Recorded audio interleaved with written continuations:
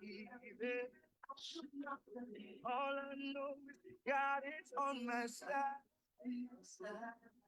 And I can feel the showers of His blessing already pouring down upon my life.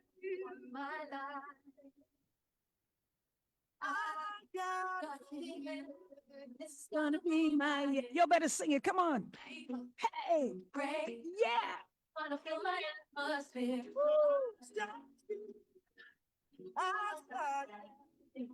It's gonna be my year. Oh, all you birthday celebrants, come on, come on, come on. All your anniversary celebrants, come on, let's go. All you that are dreaming, believing, working hard towards success, come on. All of you who refuse to give up, come on.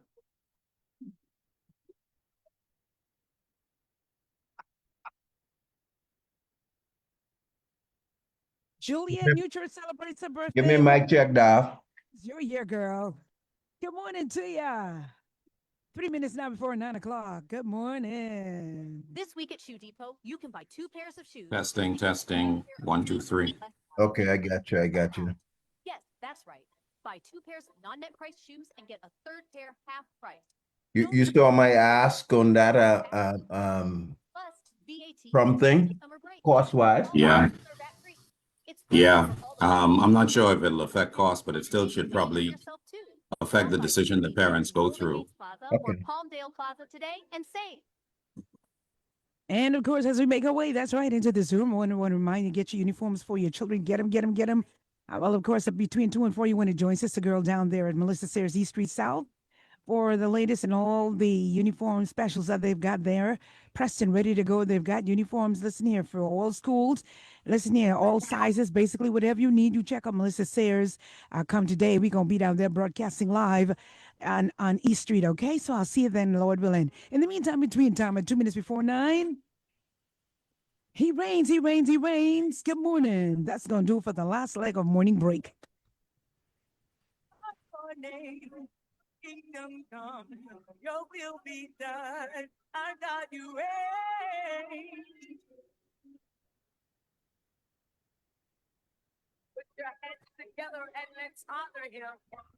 He's an amazing God who's due glory and honor.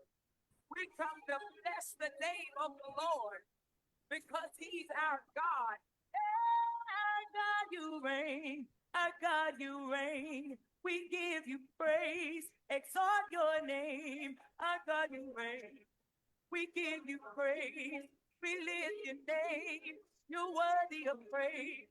The kingdom come, your will be done. Our God, you reign. We give you praise, we lift you high. You deserve it. Our God, you reign. Our God, you reign. Our God, you reign.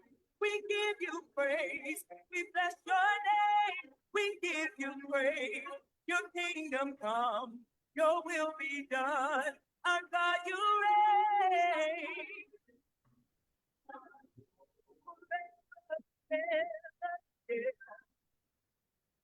Our God, you reign. So we'll praise you forevermore. Our God reigns.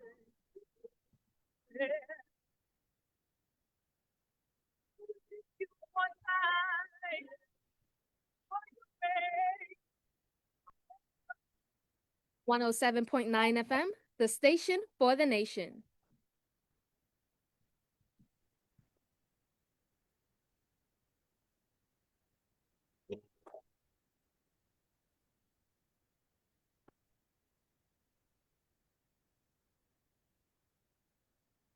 The inspirational station for the nation, coming to you live on this beautiful Thursday morning. You're just waking up. Oh, we've had almost a whole morning, a whole week of celebration, praise, and Thanksgiving. Y'all just turning over like patty cake.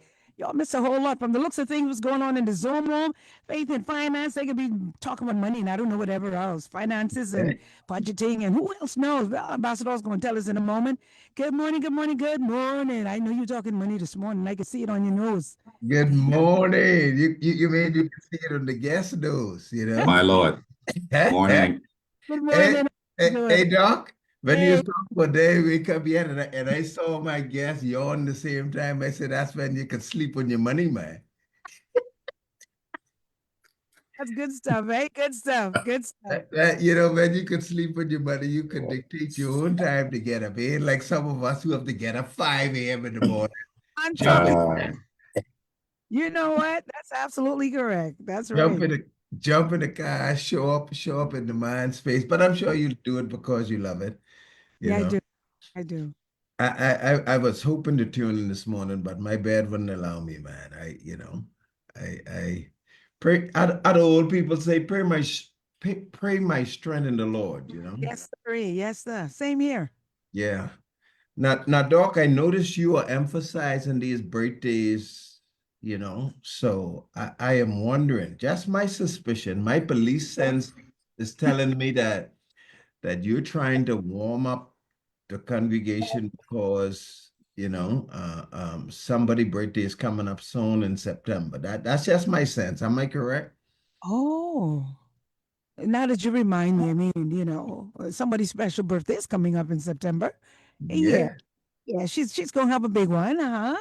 Yes, yes, and I hope you could invite Morning Grace guests as a part of it, So You and Faith and Finance, really good for us. say that again.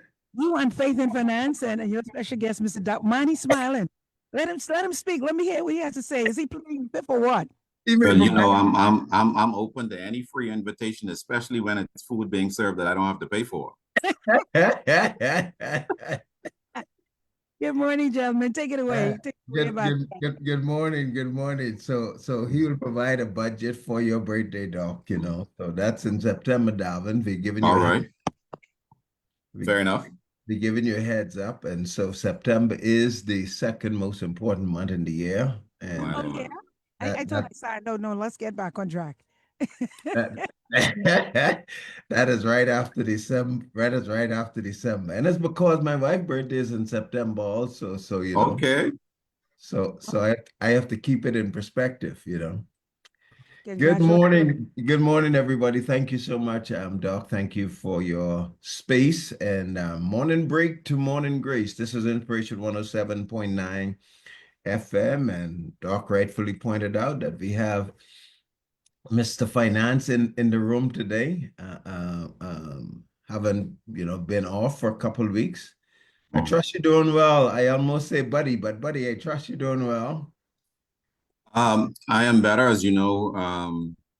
I was off scheduling conflicts, and my brother-in-law had passed away, so has been a rough couple of weeks. So settling into, I guess, a new rhythm and a new normal for the family, if there can be such a thing after such a tragic passing. So Yeah, yeah. And of course, we're delighted that you share the space and continue to take time out in that regard. We do pray constantly for you and all the thank best you, for your family. thank you. Next week in that regard, next week we have two funerals from the community of Black Point. That's the Roll family. They would be at Bible Truth Ministry. That's next week. Saturday, that's the 6th. And then of next week, Sunday at Mount Zion on Shirley Street would be the matriarch of the Exhumus, 110 years old, Addie Milling, family to us all. And so we would be dedicating the entire next week in honor and celebrating the life and the legacy of her. 110 is a long, long A time, long time. you She know. she is she has lived beyond her 3 score and 20, and by reason of health and strength her 4 score. Eh? So Absolutely. yeah, I love And it. one of our famous line was, "Child, me don't take them doctor medicine, bush medicine."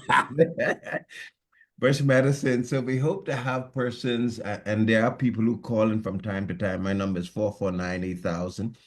So if you want to, we'll find a way to just sort of get you to say something, because Addie Millie has, in a way, served us all. She is known beyond Black Point, and so we want to sort of take that time out the entire next week. But Darvin, let's get into our conversation. As you indicated, this is almost a new space for you. September is a new space for many, many people. That involves so many things, not only birthdays, but it's going back to school, it's school preparation, it's the end of the summer vacation, it's the retooling of your piggy, your piggy bank. Mhm. It's almost a new year, literally. So, where do we go from here? We spoke with a few persons from the education school yesterday. We had the University of Bahamas Union President, Mr. Daniel Thompson, on. But we know it costs. We know there's a pocket component to education. Sort of carve out for us what that looks like. How can a conversation go? Because even though we face those every year, it seems as if we're not prepared. We rely on, for an example, the multitude of giveaways and school, back to school and other stuff. But there's a real cost factor to back to school, isn't it? There is indeed. Brother Glenn, good morning to your guests. Good morning to the audience. It's a pleasure to be here with you again on Faith and Finances on this Thursday in the Commonwealth of the Bahamas. In the Bahamas, we have grown up in a culture where we're used to paying for school by and large. It's not a foreign concept for us, right? About 50% of the students in the Bahamas go to public school and 50% go to private school. So we as parents, in a lot of cases, have been used to setting a little aside, even in some cases to borrowing, relying on Grammy to help pay, Grampy to help pay, Uncle to help pay, to get our kids through private school. Some of us whose children were in public school did well academically, and the private schools recruit and provide full ride scholarships to those students to attend their institutions. But right now, you're talking about between the price of $6,000 to $10,000, taking the outlier schools, private schools, the Lyford Keys, the King's Colleges, the St. Andrews out of the mix. You're looking at between $6,000 to $10,000 in tuition alone to attend those institutions. So it's not a small feat, but it's not necessarily insurmountable either. $500 a month over 12 months is what $6,000 is, and $1,000 a month is what $12,000 is. So about $850 to get to your $10,000 a month. For a lot of families, however, if you believe that the average income in the Bahamas settles in at around $30,000, that is a significant amount of their budget. Mm-hmm. Hence the reason why only half students go to private schools, because it is not within the reach of the average family. Mm-hmm. Hence you have all of these connotations around it being elitist, and y'all went there and we went there. We still have those kinds of fights within our culture. I see that mischievousness on your face when you said that, some memories still exist, right? Yeah. So I am a proud graduate of Prince William's class of '88, former head boy of Prince Will. And so I know it all too well. My daughter attended Queens College, and so did most of my nieces and nephews. And most of my family, my parents were not wealthy by any stretch of the imagination. They saved and had very sacrificial lives in order for us to provide that with that level of education. Mm-hmm. So I am not trying to compare one versus the other. I believe that good students learn in any good environment.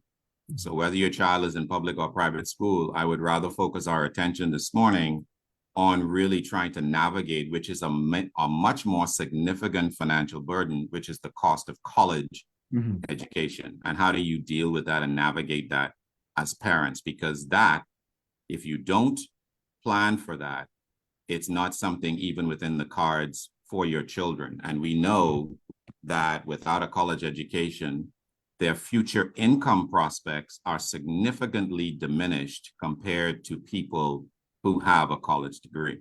Dav, Professor Economics and all things finance, as you talk about this, and, we came from what we refer to as humble beginnings. So in our context, Black Point, Exomo, you go to all-age school, you traverse to R.M. Bailey, and I mean, to be a pacer is like to be a sacker, right? Especially especially in the context of sports and other stuff. I mean, I Sure. was considered the cream of the crop in that regard. Yeah. But the reason I mention that is because as you begin this conversation, Mm, speak to the mindset of, because I do think in a lot of decision making, there is still this perception, this mental component. And mhm, that is, do we as parents look at education in the context of investment?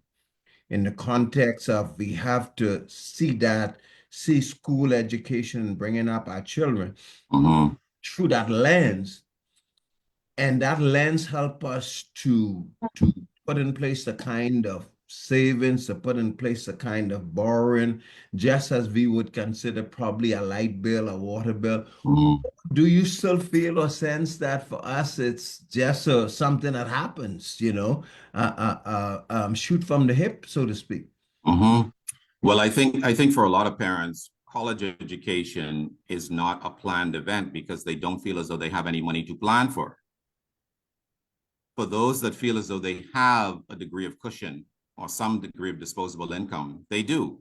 Uh, you set aside a little bit when they're small, so that when they turn 18, that sizable chunk of money trying to leave your purse that hasn't been planned for is no longer insurmountable. Mhm. Some parents would have saved a portion of it. Others saved none at all, and some have saved all of it. Mhm. A lot of parents in the Bahamas go into debt to fund their children's college education. But I wouldn't want you to think about it from the standpoint that it's an investment for the parents, because when you talk about investment, the return on investment should come to you, the investor.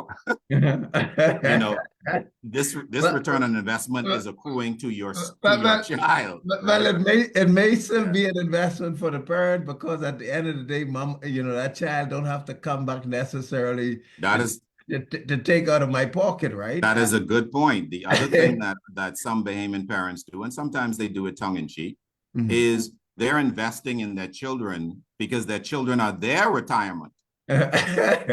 So when you get your big time degree that mommy and daddy sacrificed for, Mhm. make sure you take care of your parents. That's also cultural in the Bahamas. We don't have a culture of placing our parents in old folks' homes, for example. We care for them until they pass away, unless it is a situation where they are unmanageable because of medical needs Yeah. or Alzheimer's or those kinds of debilitating diseases at the end of life.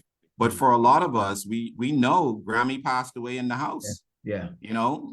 Grammy passed away and great Grammy was here as Yeah. well. So that's the culture that we are a part of. And so you have to plan for both seasons of life. So from that standpoint, I guess you could consider it an investment in the parent from the parent's perspective for their future Exactly. income purposes. Yeah.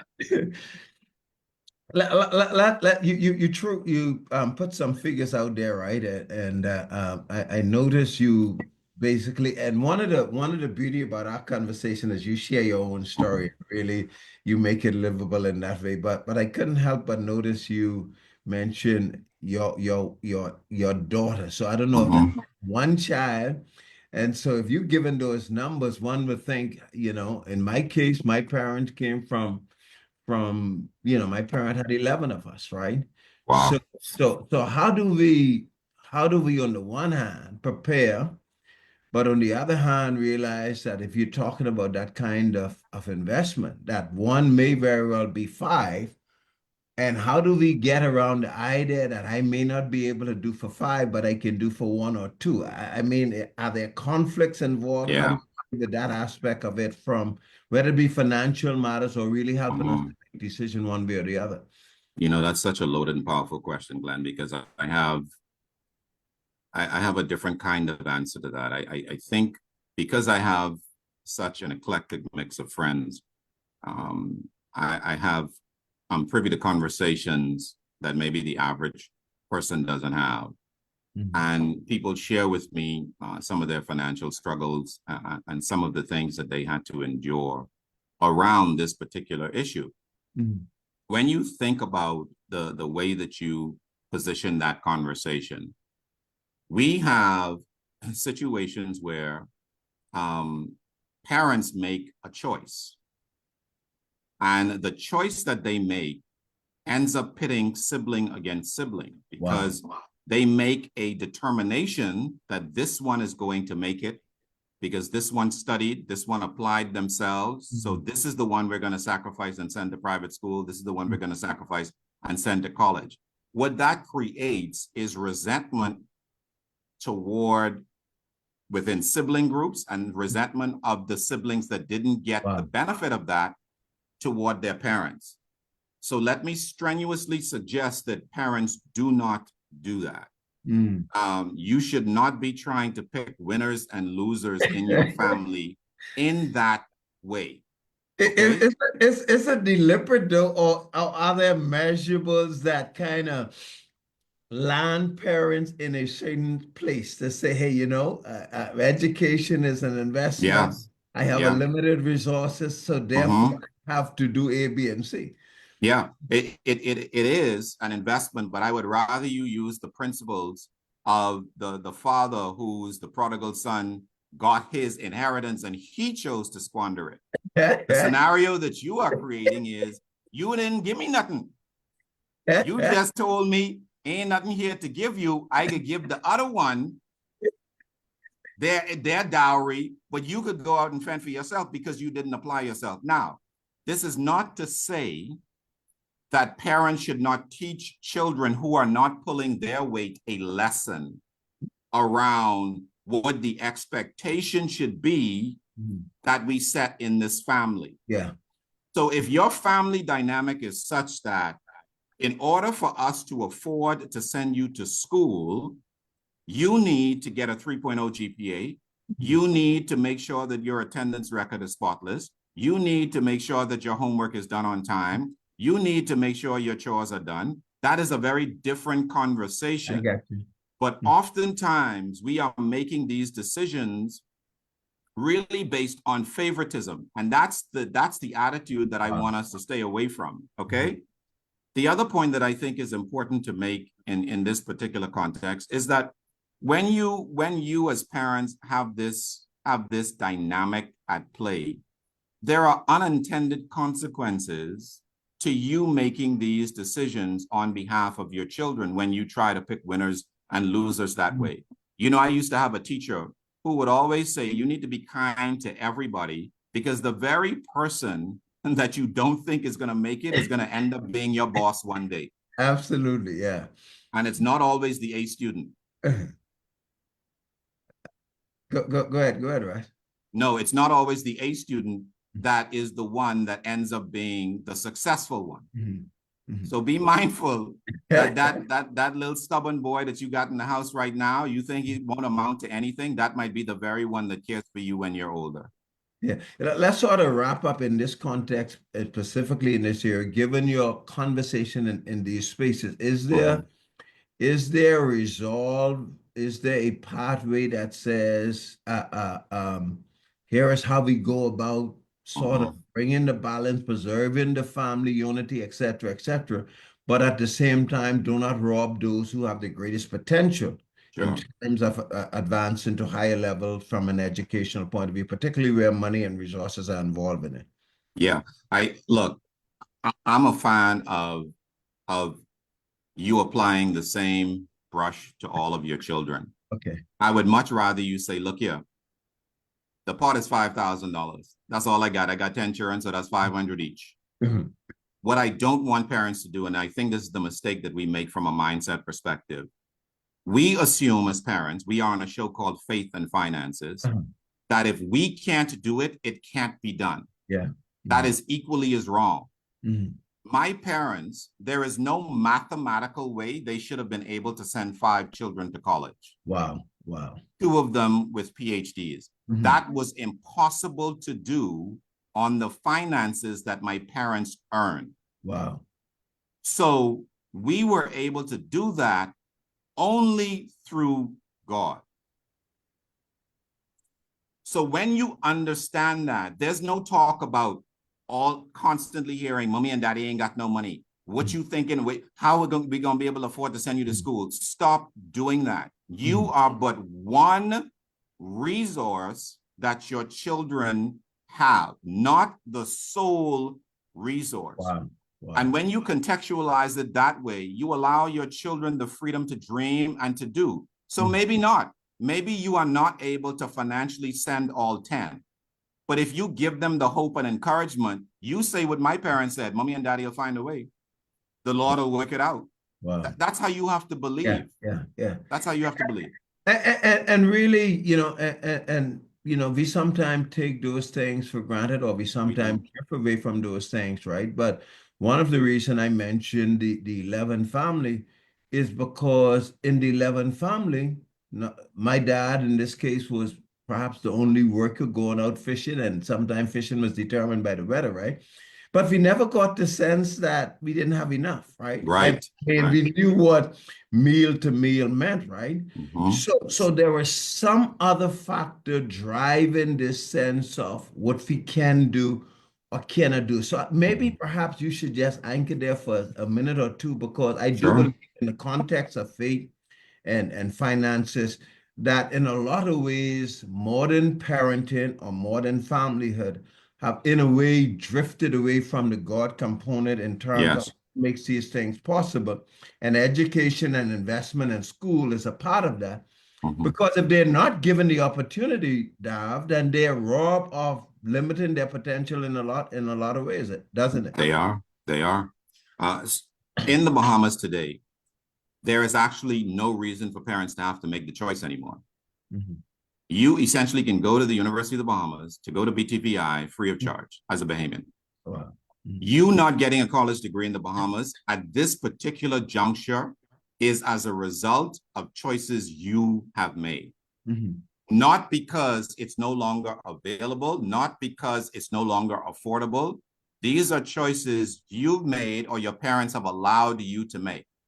You have not held yourself accountable as a student to get the best grades you possibly can. Notice I didn't say great grades, get the best grades you possibly can, because we can't say collectively that our schools are horrible and they're not learning, they're not teaching anything. We have to hold our children accountable for the performance that they have in school and be parents. Sanaya was not able to do whatever she wanted to do and get whatever grade she wanted to get if it was not her best. That was not acceptable in my household. It was not acceptable in my parents' household with any of my siblings. So yes, everybody's grade varied, but everybody's grade reflected the best that they could do. Mhm. When it did not, there were consequences. You're going on mute. Sorry about that. We have allowed our children to essentially not be accountable to us as parents for their performance. And then we are surprised that come graduation day, they have no prospect Mhm. because they haven't applied themselves in any area of endeavor, and we have not assisted them in finding and fulfilling the purpose that God placed them on this earth for. Let me ask you this question in a backward way, Professor, and that is this: Miles Monroe used to sometimes make this statement, Mhm. and I don't know if I don't know how well it goes or plays out in different areas. You mentioned, for an example, the idea of being elitist if you go to private school, right? But he would sometimes make the statement that when people don't pay a price for something and it becomes free, then they take for granted. Is that a part of the challenges we face, or is there a great accountability in the context of people who send their school to private school because they're paying the money, and then those who may very well look at the government school to say, well, I don't necessarily pay for it. Is there a different set of accountability in those spaces, or are we missing the whole of that? No, I think there is a different accountability. It seems as though, from a psychological perspective, when you are the person digging in your pocket to sacrificially make that choice as parents, it seems on average Mhm. that there is no fight with parent, teacher, student involvement. You attend PTA meetings. You are engaged with your children. You make sure certain things are done and they're being held accountable. When we don't have to directly pay and it's indirect through our taxes, there seems to be more of a laissez-faire approach. And of course, I'm not saying that for all parents. I understand. But that on average is what we have happening. Hence, you can see the results of the greater percentage of students leaving with leaving certificates. I think it's as high as 40% now, as opposed to a high school diploma. And then when you adjust for those with the high school diploma that have limited or a good GPA, that's an even smaller percentage. So yes, there is some correlation between whether or not children in public schools seem to be held to the same standard of accountability that children in private schools are held to. Let's talk about the opportunities that exist, and you begin to mention some of them, right? And this is without losing the money conversation or the faith and finance component of it. But averagely speaking, or you have this opportunity to speak to us in a sort of national way, right? How do we navigate these levels of accountability, meaning studies, meaning school, parental aspect of it, but also looking at opportunities where it doesn't cost as much, but we still don't lose the sense of we're investing in our children, even though we have these opportunities, whether it be BTVI or the University of Bahamas, that may be different than if we were to send our children away, especially if they don't have scholarships. Ask that question again. I wasn't clear on that one, brother. How do we not lose the edge, right? How do we maintain a certain level of parents saying that, hey, I am investing in my child's future, even though the money component may not necessarily be a part of it, right? Because like you said, we still end up having to pay tax. So the money isn't coming out of our pocket one way, but even though the government may say it's free, this is only free because of the tax contribution that we're making. How do we relate those so the parents don't get a sense that it's just a free giveaway? I think the way that we do that is when we develop a purpose with and for our children, if they don't have one for themselves, it makes us more apt to keep a better handle on what's going on in their lives and preparing themselves for a future that's unknown.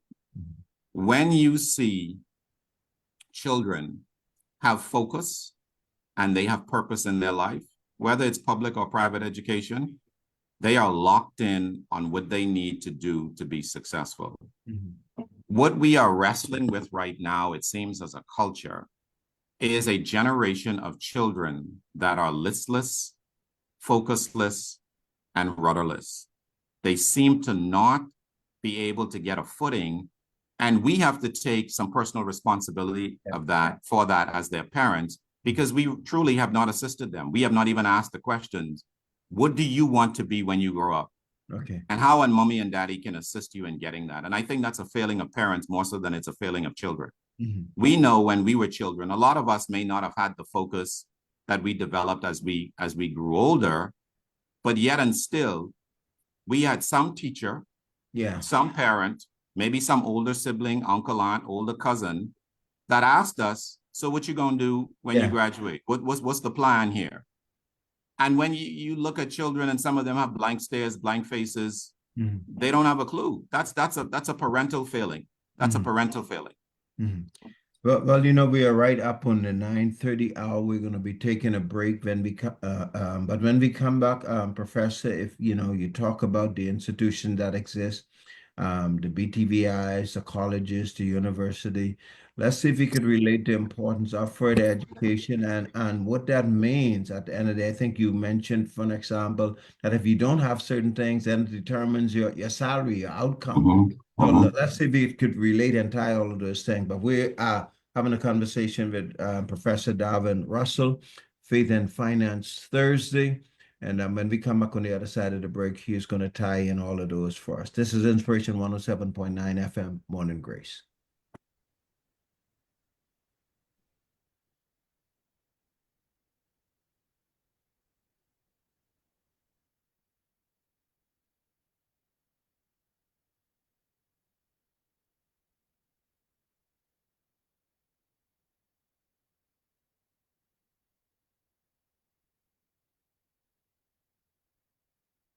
Hello, Bahamas. I'd like for you to tune in every Saturday at 8:30 for the program The Only Way, presented by Alpha and Omega Ministries International. For the Bible declares in the book of Revelation, chapter 22, verses 13, I am Alpha and Omega, the beginning and the end, the first and the last. Remember, tune in every Saturday at 8:30 a.m. from a word from the Reverend Dr. Dion McKinney. Have a blessed day. Blessings upon each of you under the sound of my voice. I bring you greetings in no other name than that of our wonderful and powerful Lord and Savior Jesus Christ. This is Prophetess Darvin Russell, Senior Pastor at Love Wave Finding Ministries, located Golden Isles Road, Nassau, Bahamas. We invite you to tune in and join us every Wednesday at 12:05 on 107.9 FM as we share and encourage you to be ready for the coming of the only true and living God, Jesus the Christ.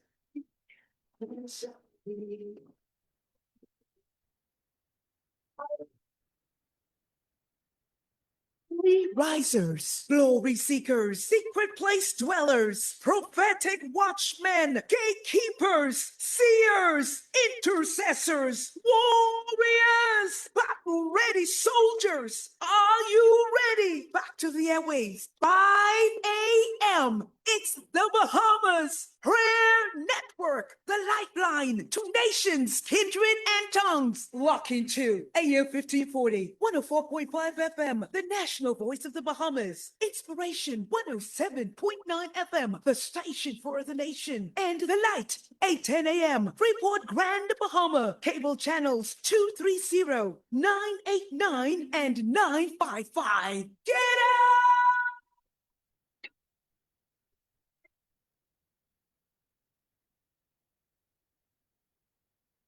The ZNS Radio Network is the only Bahamian radio network that's heard everywhere in the Bahamas and the Turks and Caicos Islands. From 107.1 in Bimini To the light 8:10 a.m. and power 104.5 in Grand Bahama to Nassau's Inspiration 107.9 FM. To the national voice 1540 AM throughout the Family Islands and into the Turks and Caicos Islands. The ZNS Radio Network is the only one that brings the best in music, the latest in news, sports, and weather to every settlement in the archipelago and the Turks and Caicos Islands. The ZNS Radio Network. The only one that's heard everywhere in the Bahamas and the Turks and Caicos Islands. Because isn't that what a real Bahamian radio network should do? For motivation, it's 107.9 FM, the station for the nation.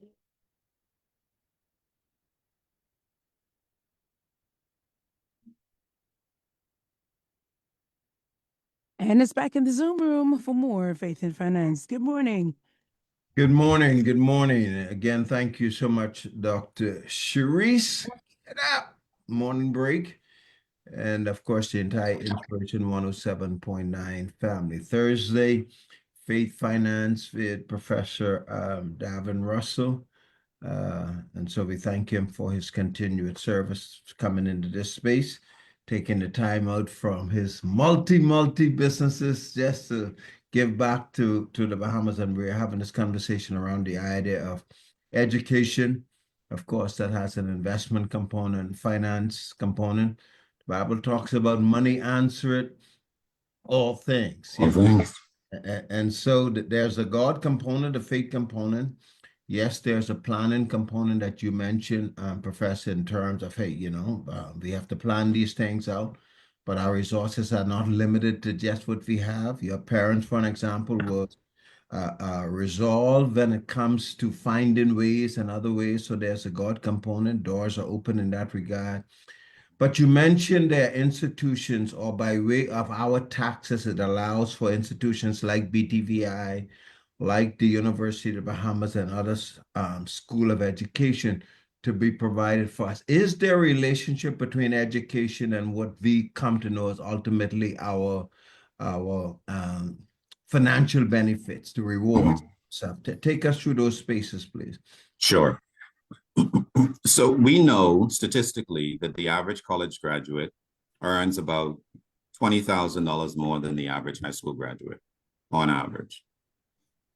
That is a significant difference when you talk about lifetime earnings.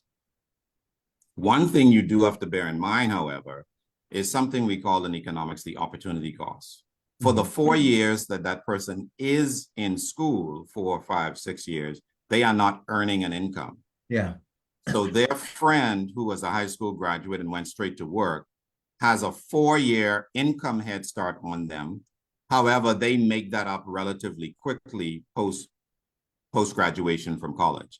Now, there are a couple of caveats to all of this. If you spend too much money on your college education and you borrow too much, it takes you longer to get a return on investment to consider the amount of income that you gave up. Secondarily, the degree that you chose is critically important for your future earning potential or the cost of you attending school. And thirdly, I'm not necessarily advocating that everybody needs to get a 4-year degree, but everybody should have some post-secondary enhancement to their resume. So whether that's you leaving school to get a certificate as a phlebotomist or a 2-year degree, or you decide to become a sommelier, you decide that you're going to go to barber school, there are a bunch of non-traditional career options that you can pursue that don't require that you get a traditional college degree to do so and have still a great financial life. And then if you talk about living frugally, you can still do quite fine in the Commonwealth of the Bahamas or wherever you're listening to us from. So I'm more about being more intentional about planning this than it is what you decide to study. How you go about it is way more important or as equally important as what you are planning toward. Not everybody's going to be a doctor and engineer. That's not realistic. Let me ask it this way, because we do have the high schools, for an example. You mentioned rightfully so the grades. Sometimes they're very much public in terms of what the national average may be deemed or considered. But outside of that, we have the BTVIs. We may have other private institution that allows for certain additional learning. How would you measure what we have in place as significant tools to get us to a certain place? Do you find the BTVIs of the world, the University of the Bahamas, the other institutions, do you find those adequate enough that if we have the proper guidance, we can, no matter the grade, we can still land in good place that ultimately gives us a certain way of life? Oh, absolutely. Whether or not they are as robust as they can be, sure, there's always room for improvement. But even in their current form, you can still be a plumber, you can still be an electrician, you can still be a carpenter, you can still be a mason. Now they've introduced, I see, or reintroduced a solar program. There's absolutely no reason for a child not to be successful if they apply themselves and they plan this way through. Let me give you some examples. When you, as a parent, are sitting down with your 14 or 13-year-old, do you know what college degree they're going to pursue? Do you know what their desires are post-high school? Have you ensured that they got a 3.0? Are they studying for the SAT? Are they studying for the SAT with a view to get above a 1300? Because not any score will do. Are you applying for 100 times the amount of scholarships that the cost of the education you're projecting to need? So if you're paying, if school is going to cost you $20,000, college is $20,000 a year. Let's say you've chosen a reasonable place to send them. You should be applying for $2 million worth of scholarship. Listen to what I said. You need $20,000. You should be applying for $2 million worth of scholarship, not 200,000. And I know it's an arduous process. The kids hate writing the essays. They hate going through the applications. But it's necessary if you don't have the finances. These colleges are not giving out scholarships like they used to, even for the brightest students. So you have to cast a wider net. Have you decided, for example, I heard an innovative strategy. How did you get into the 2 million? Because I mean, people listen to that number and say, man, that doesn't give me a shot at all if that's what I'm going to need. How do you get into that space of that amount in terms of scholarship? So that's from the School of Hard Knocks, Glenn. But my daughter, I would say, is an academically talented student. She has been applying for scholarships, I feel like, from she was 16 years old. And we still did not get enough to give her a full ride. Wow. Okay. And she applied for more than 10 times what school cost. And based on the rejection rate, the eligibility criteria, doing 10x is not enough. You need to do 100x. Yeah, I got you. That. Yeah, yeah. Just to give you a sort of good landing or absolutely space, right? Let me ask you this before we transition further, because you mentioned BTVI as an example, and in terms of that, right? How do you address what we know within the context of our society? Because not every family is structured like a Darvin Russell or even a Glen Roll, right? You have these families that may have the potential, but in a lot of cases may be missing in other areas. So there is this expectation that where I'm missing, that the school will catch up and be the enforcer, the guide. So by the time I'm leaving grade 11 or grade 12, I have a great sense of where I'm going to land in terms of these institutions. Is it your sense that our schools go into that space to sort of put them on a path where, notwithstanding the lapse in the family, that they would still at grade 12 have a sense of where they're going to be going, or is that missing from the equation? I don't know if I would say that the schools don't have a sense. I get the sense that the public schools are overwhelmed. Let's take, for example, an R.M. Bailey, a C.R. Walker, a C.V. Bethel. If you go and do your research as I have, you will realize that the role of the guidance counselor is supposed to help guide them for the very thing that you and I are talking about this morning. However, when you realize that they have one or two guidance counselors for that larger student body, with guidance counselors who have other things to do on top of the advising that you are expecting them to do, you very quickly recognize that, oh no, we are grossly understaffed and under-resourced.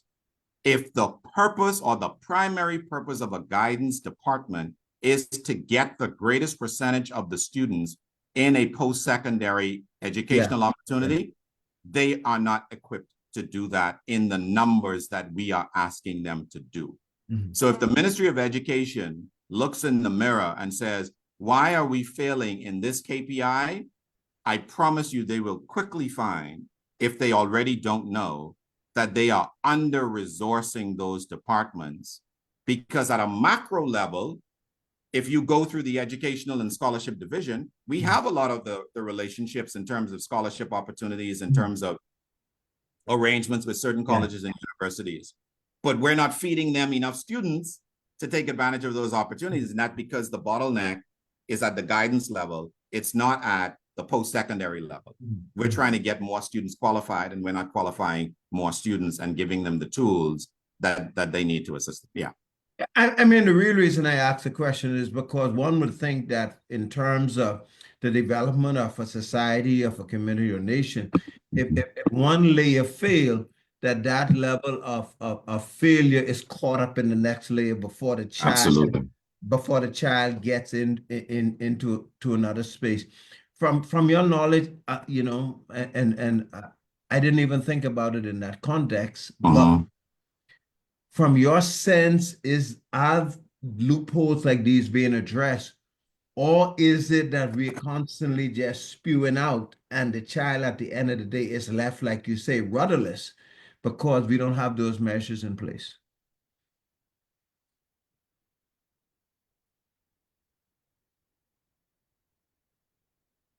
I think I may be getting a freeze.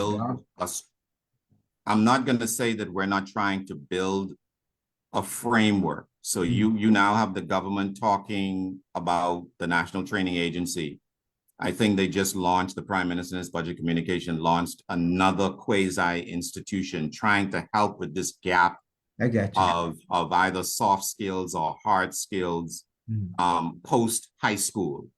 We recognize that there is a significant element of our population that hasn't been trained, and we need to give them a second and a third bite at the apple. To me, we keep kicking the can down the road when we need to fix the high school public education system. That's what's broken. Whenever we went to social promotion, it was a fatal error.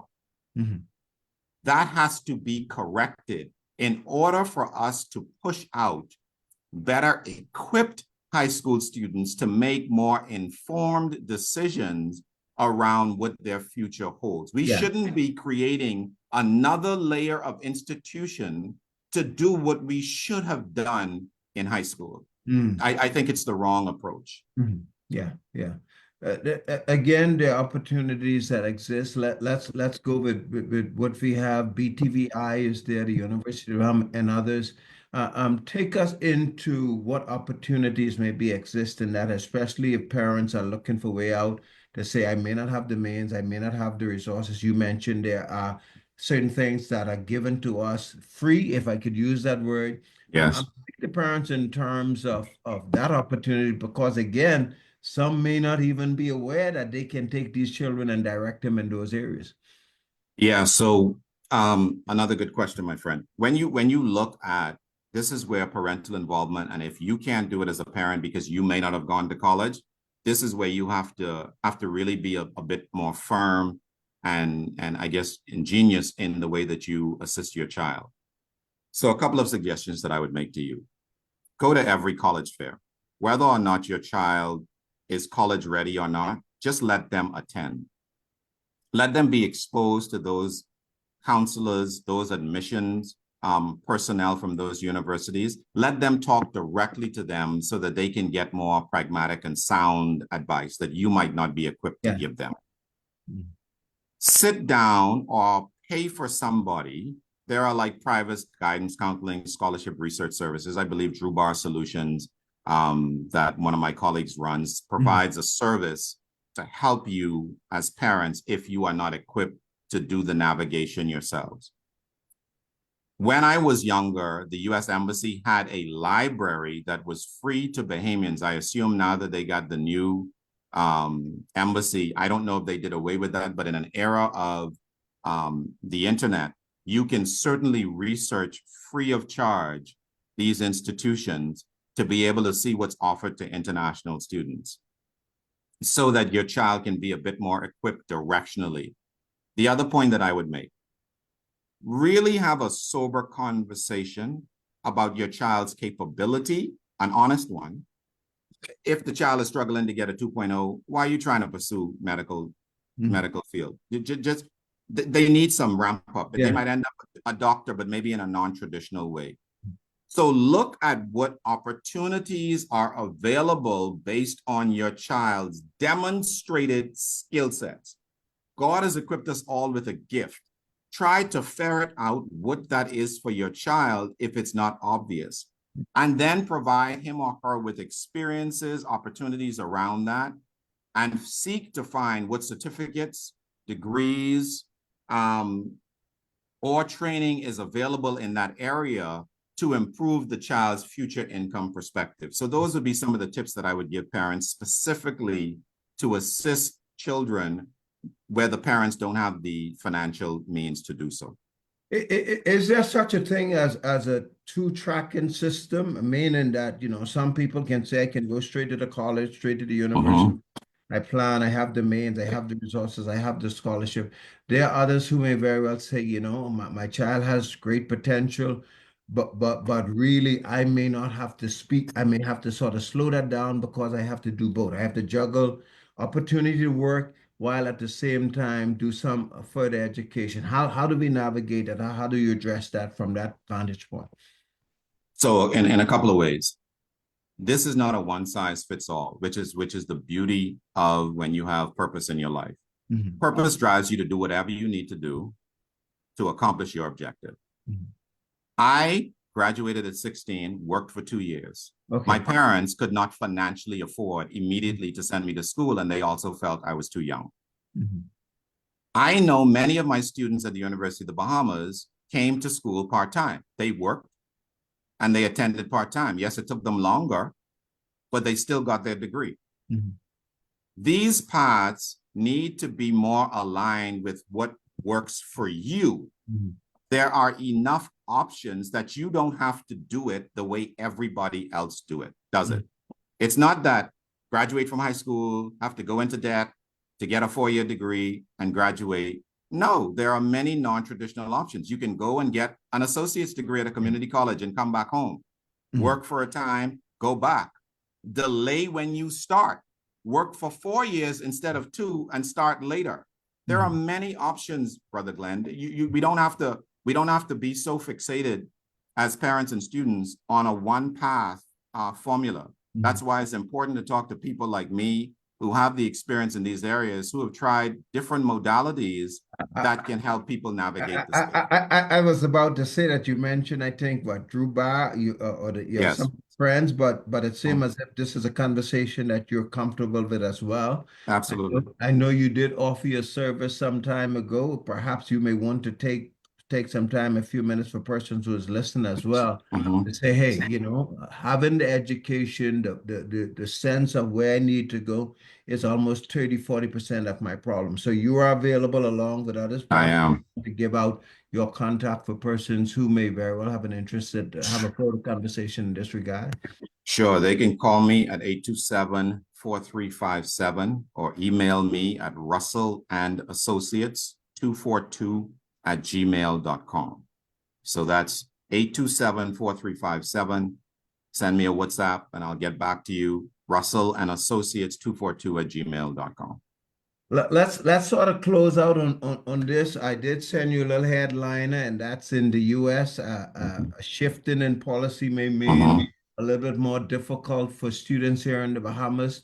What do you say to that? Does that mean more availability, more opening here in the country, a greater look at the University of the Bahamas, BTVI, and others? Or are there other schools in other parts of the world that may very well, from an economic point of view, be more advantageous to students listening? Yes. So what the U.S. has done or is attempting to do, they have sent out for consultation. It's not enacted yet, but they are considering rules around reducing or putting a fixed time limit on your F1 and J1 visas, which is the visa that we use to go to university in the United States. Before, the rule, or currently the rule essentially is you're on an F1 until you finish, essentially, and then you go into what's called OPT, optional practical training, which is a work visa type arrangement, okay?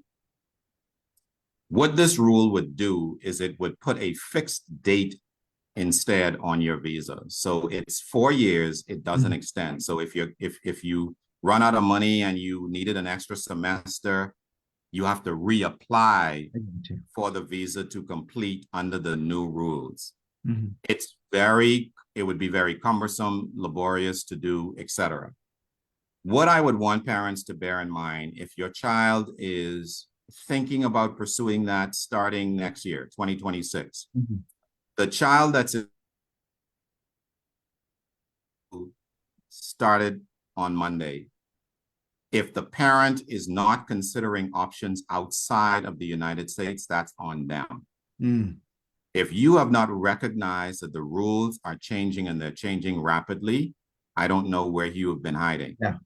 Your child should have way more than one option, which is the United States, to go to school. You need to look at opportunities in the UK, opportunities in other parts of the Caribbean, opportunities in Eastern and Western Europe, opportunities in Central and South America. If your child has the ability and the skill and the talent to learn another language, think about pursuing opportunities in non-English speaking first world countries. There are a plethora of opportunities for international students. Even the Chinese government offers Bahamian scholarships to attend Chinese universities. And I believe some of them are in English. So you just have to do your research as parents.